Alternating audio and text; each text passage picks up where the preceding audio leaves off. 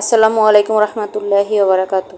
ভালোবাসার মানুষজন, কেমন আছেন আপনারা সবাই? সন্ধ্যায় যেদিন বাসায় থাকি সেদিন মনে হয় কর্তামশাই তার ছেলের জন্য কিছু বানাই। আজকে বানালাম চিংড়ি মাছের পাকোড়া। চিংড়ি মাছের পাকোড়া বানানোর জন্য আগেই আমি পেঁয়াজ কাঁচামরিচ কেটে নিয়েছি। ব্লেন্ডারে আগেই আমি ডাল ব্লেন্ড করে রেখেছিলাম।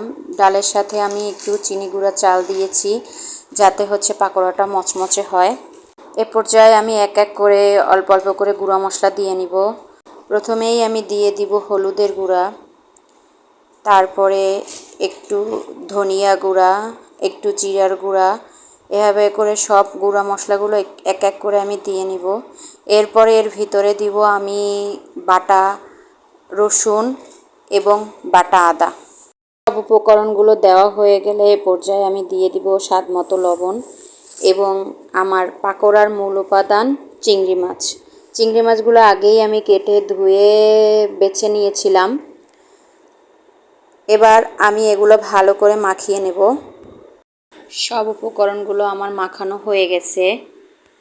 এ পর্যায়ে চুলে একটা কড়াই দিয়ে সেখানে দিয়ে দিলাম পরিমাণ মতো তেল। তেলটা আমি প্রথমে প্রিহিট করে নিব, পরে লো আঁচে আমি পাকোড়াগুলো ভাজবো।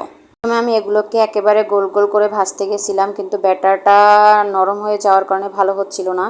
এরপরে পাতলা পাতলা করে হাতে চেপে চেপে আমি ব্যাটারগুলো দিলাম। এই শেপটা অনেক সুন্দর হয়েছে এবং ফুলেও উঠছে, আর পাতলা করে দেওয়ার কারণে তাড়াতাড়ি ভাজাও হয়ে যাচ্ছে, ভিতরে কাঁচা থাকারও কোনো সম্ভাবনা নেই। পাকোড়া খাওয়ার জন্য রেডি। এই যে আমি এক পাশে এখানে টমেটো সস দিয়ে দিলাম। এরপরে প্লেটের মাঝখানে আমি দিয়ে নিলাম আমার হাতে বানানো মেয়োনিজ, যে ভিডিওটা আমি পেজে শেয়ার করেছি, এবং সৌন্দর্যের জন্য এক পাশে দিয়ে দিলাম কাঁচামরিচ। যেই প্লেটে পাকোড়া সার্ভ করলাম এই প্লেটটা আমার ছেলের ভাত খাওয়ানোর জন্য কেনা, কিন্তু ছেলেকে তো আর এটা ভাত খাওয়াতে পারছি না, কিন্তু মাঝে মধ্যে এইসব খাবার সার্ভ করার জন্য আমার খুব উপকার হচ্ছে। ভিডিওটা ভালো লাগলে অবশ্যই লাইক কমেন্ট করবেন। আল্লাহ হাফেজ।